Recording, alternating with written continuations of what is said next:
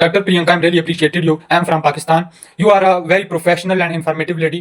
आज मैंने इनका एक लेक्चर था जो था क्लासिफिकेशन ऑफ वायरोलॉजी, उसको समराइज करना है। तीन करेक्टरिस्टिक या तीन प्रॉपर्टीज ऑफ वायरस की जो होती हैं वो सबसे पहले बतानी है, जनरल प्रॉपर्टीज। ये ऑब्लिगेट इंट्रासेलुलर पैरासाइट होते हैं जो इनसाइड द होस्ट सेल ये रेप्लिकेट करते हैं, आउटसाइड सराउंडिंग में रेप्लिकेट नहीं करते। इनको एक मशीनरी चाहिए होती है।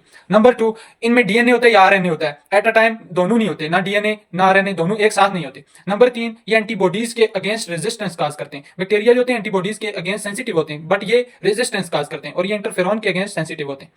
इसी तरह साइज, मॉर्फोलॉजी ऑफ बैक्टीरिया पढ़ेंगे जिसमें साइज पढ़ेंगे, स्ट्रक्चर पढ़ेंगे, सिमेट्री पढ़ेंगे और शेप पढ़ेंगे। जो इसका स्ट्रक्चर है उसमें क्लासिफिकेशन ऑफ वायरस भी पढ़ेंगे। साइज जो होता है वायरस का ये होता है नैनोमीटर में। नैनोमीटर होता है 10⁻⁹ टाइम ये छोटा होता है बैक्टीरिया से। और इसको देखने के लिए हम इलेक्ट्रॉन माइक्रोस्कोप का यूज करते हैं, लेकिन जो सबसे बड़ा वायरस होता है पॉक्स वायरस, उसको हम लाइट माइक्रोस्कोप से भी देख सकते हैं क्योंकि उसका साइज बड़ा होता है। अब वायरस में जो सबसे बड़ा वायरस है डीएनए बेस पे, आरएनए बेस पे और ओवरऑल उसके बारे में बात करेंगे। जो आरएनए वाला सबसे बड़ा वायरस होता है उसको कहते हैं पैरामिक्सो वायरस, और जो सबसे छोटा होता है उसको कहते हैं पिकोरना वायरस। इसी तरह डीएनए में जो सबसे बड़ा होता है उसको कहते हैं पॉक्स वायरस और छोटा होता है पार्वो वायरस। और ओवरऑल देखा जाए तो पॉक्स वायरस सबसे बड़ा होता है और पार्वो वायरस सबसे छोटा होता है।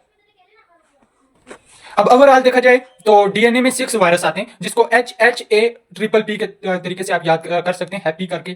तो मतलब H2A और P3। H से हर्पीज वायरस, H से हेपेडना वायरस, A से एडिनो वायरस, P से पोक्स वायरस, P से पेपोवा वायरस और P से पार्वो वायरस। ये आ जाते हैं डीएनए में। और आरएनए में देखा जाए तो 15 आते हैं। इनको आप याद कर सकते हैं ABCD फॉर पीटीएच के थ्रू आप याद कर सकते हैं। पीटीएच मतलब पैराथायरॉइड हार्मोन के थ्रू आप याद कर सकते हैं। अच्छा, ए से अरीना वायरस, बी से बुनिया वायरस, सी से 2 आते हैं इसमें, एक होता है कैल्सी वायरस, एक होता है कोरोना वायरस। डी से डेल्टा वायरस, एफ से 2 वायरस हैं इसमें भी, फिलियो वायरस एंड फ्लेवी वायरस, ठीक है। और ओ से ऑर्थोमिक्सो वायरस, और आर से इसमें 3 आते हैं, एक होता है रेट्रो वायरस जो कि एचआईवी काज करता है, एक होता है रेप्टो वायरस जो कि रेबीज काज करता है, और एक होता है रियो वायरस जो कि डायरिया काज करता है। ये तीनों इंपॉर्टेंट है।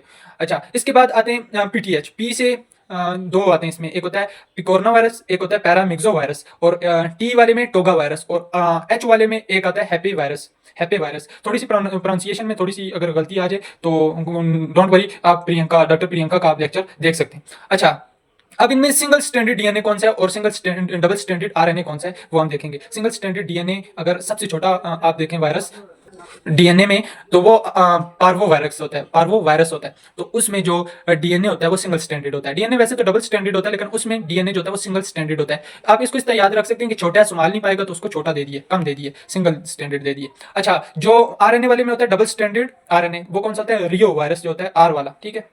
इसी तरह आरएनए वाले वायरस में एक चीज और है, सिगमेंटेड जो होता है, बोरा के थ्रू आप याद रख सकते हैं। 4 वायरस ऐसे होते हैं जो सिगमेंटेड होते हैं। सिगमेंटेड का मतलब छोटे छोटे पार्ट मिला के उनका जो आरएनए होता है वो बनता है, ठीक है। इसमें बोरा के थ्रू आप याद रख सकते हैं। बी से बुनिया, ओ से ऑर्थोमिक्सो, बोरा, आर से रियो और ए से एरिना, इस तरह आप याद रख सकते हैं।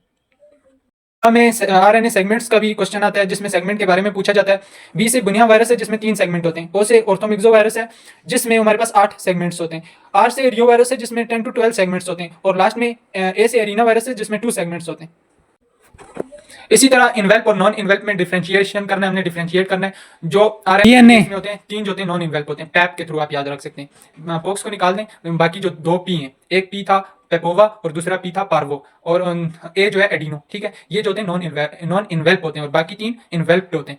और इसी तरह जो आरएनए में उनमें भी 3 नॉन इन्वेल्प्ड होते हैं, उनको पीसीआर के थ्रू याद रख सकते हैं। पी में उनके उसमें आता है पिकोरना, सबसे छोटा वाला जो था, ठीक है, नॉन इन्वेल्प होता है क्योंकि वो छोटा, वो संभाल नहीं पाएगा, नॉन इन्वेल्प, उसको ऐसे याद रख सकते हैं। सी से कैल्सी, कोरोना नहीं कैल्सी, और आर से रियो, ठीक है, इस तरह आप याद कर। इसके बाद आता है सोमेट्री बेस पे। सोमेट्री 3 किस्म की होती है। एक होती है आइकोसाहेड्रल जो कि इक्विलैटरल ट्रायंगल मिलके बनाते हैं, और दूसरी होती है हेलिकल जो कि सिक्रियू लाइक होती है, और लास्ट वाली जो होती है वो होती है हाँ कॉम्प्लेक्स, ठीक है। कॉम्प्लेक्स जो वायरस होता है वो सिर्फ एक होता है, पॉक्स वायरस, जो कि सबसे बड़ा होता है। इसी तरह जो बाकी 5 वायरस जो होते हैं डीएनए के, वो सब आइकोसाहेड्रल उनकी सिमेट्री होती है, और सिर्फ एक जो होता है पॉक्स वायरस उसकी होती है कॉम्प्लेक्स, ठीक है। ये डीएनए वाले, और आरएनए वाले 15 है, उनमें से 3 जो होते हैं पीसीआर, 3 जो हैं उनकी आइकोसाहेड्रल है। बाकी 12 की दर्जन आप याद कर सकते हैं कि दर्जन जो है, दर्जन 12 का होता है ना, तो वो 12 जो है कौन से, हेलिकल, ठीक है, हेलिकल। कॉम्प्लेक्स सिर्फ एक था डीएनए वाला, बाकी कोई भी कॉम्प्लेक्स नहीं होगा, आरएनए में भी नहीं होगा, डीएनए में भी नहीं होगा, उसको आप कट कर सकते हैं। इसी तरह जो आरएनए है, आरएनए में 12 हेलिकल होंगे और 3 जो होंगे वो आइकोसाहेड्रल होंगे। और लास्ट पे आ जाती है शेप। कुछ वायरसेस की डिफरेंट शेप होती है, जैसे कि आप देख सकते हैं टोबैको मोज़ेक वायरस जो कि रॉड शेप का होता है।